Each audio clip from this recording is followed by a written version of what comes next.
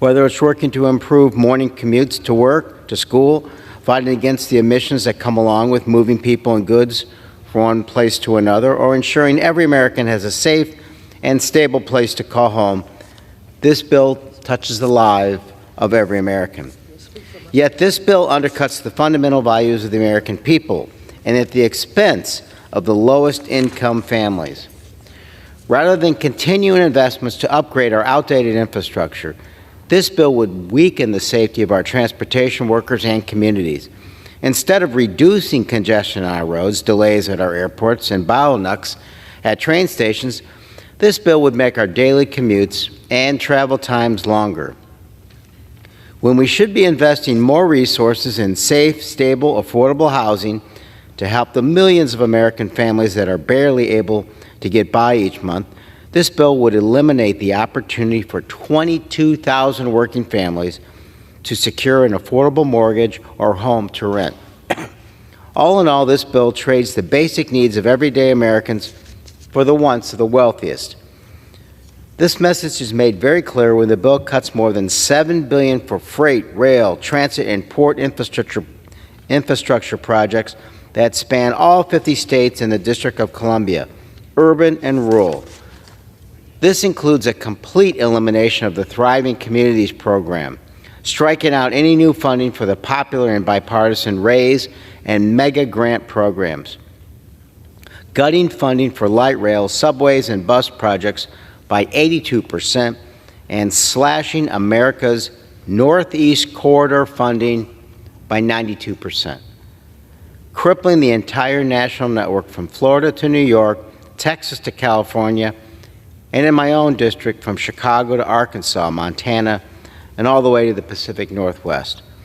This bill also eliminates more than $2 billion for housing development and community revitalization programs, based on merit and need, I might add, including pulling back $500 million intended to make housing safer for low-income children and families. A safe and stable roof over your child's head should not be a worry for working parents already struggling to make ends meet.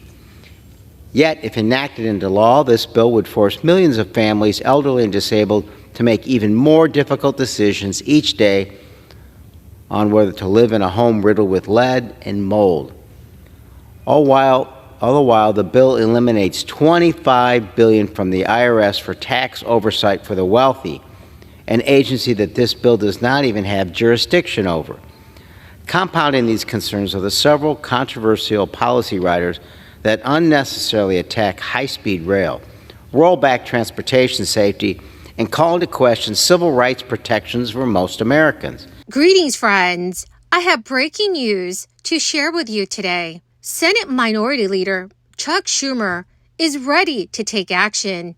He has officially set up a vote on a stopgap spending bill. This is just ahead of a shutdown deadline. About 3 million Americans are also now saving hundreds of dollars every month through this new program. My dear friends, please make sure that you watch until the end of this video to find out more about the stopgap spending bill and the relief program. Also, tomorrow and every Friday, I will be announcing several winners for the Walmart gift card giveaway.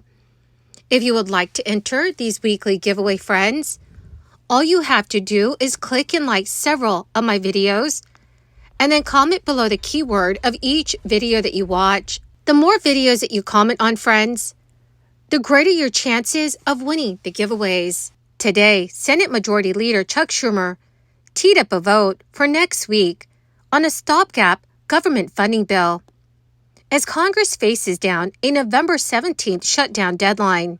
Senator Chuck Schumer told reporters, "Today, I'm taking the first procedural step for the Senate to move forward on a legislative vehicle that we can use next week in order to pass a temporary extension to avoid a government shutdown."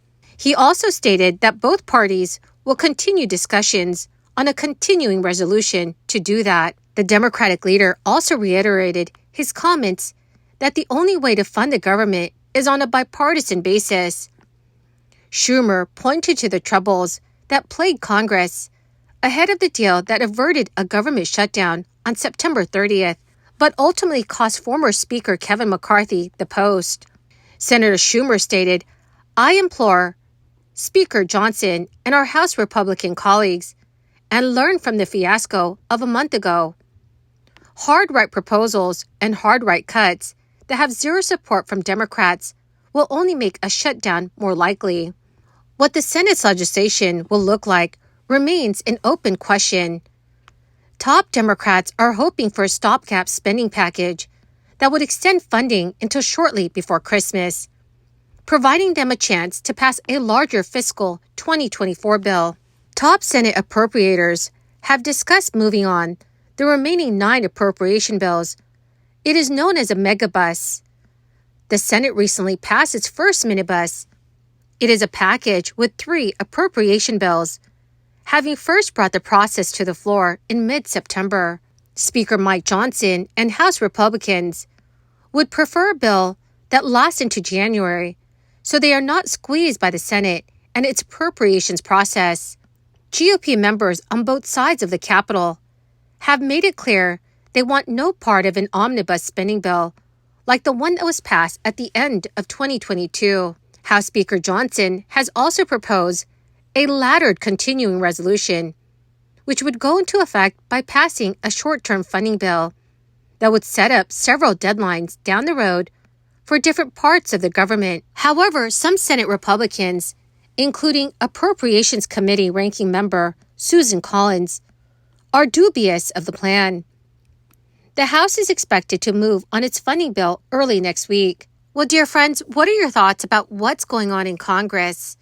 Please let me know what your thoughts are in the comments section below. Millions of student loan borrowers are not paying anything towards their balances right now, thanks to President Biden's new repayment plan, but Republicans and one Democrat are seeking to block it. This past Wednesday, the Education Department announced that 5.5 million student loan borrowers are now enrolled in the new Save Income-driven repayment plan, which is intended to lower monthly payments to millions of borrowers. Per the department, 2.9 million of those borrowers now have $0 payments, and all other borrowers are saving an estimated $102 a month compared to other repayment plans. This is based on data as of October 15th. Under Secretary of Education, James Cavall said in a statement, "The SAVE plan will significantly cut monthly bills for most student loan borrowers, reduce loan default, and ensure that student loans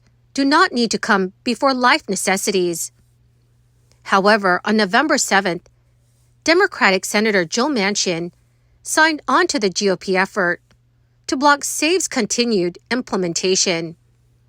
In September, Senators Bill Cassidy, John Thune, and John Cornyn led some of their GOP colleagues in introducing a bill to overturn SAVE, using the Congressional Review Act. So with Senator Manchin on board, the GOP effort has bipartisan support that could bring the bill a step closer to reaching Biden's desk.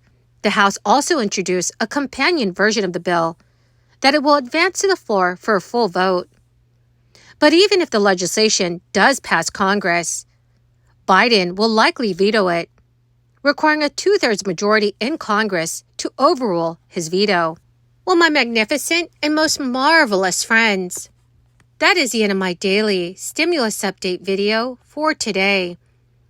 Dear friends, thank you very much for being part of this community. To say thank you, my friends, I will be announcing several winners this coming Friday for the Walmart gift card giveaway.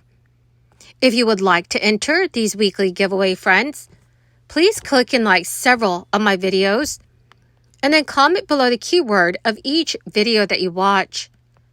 The more videos that you comment on, friends, the greater your chances of winning these giveaways. Thank you and have a wonderful and very blessed week.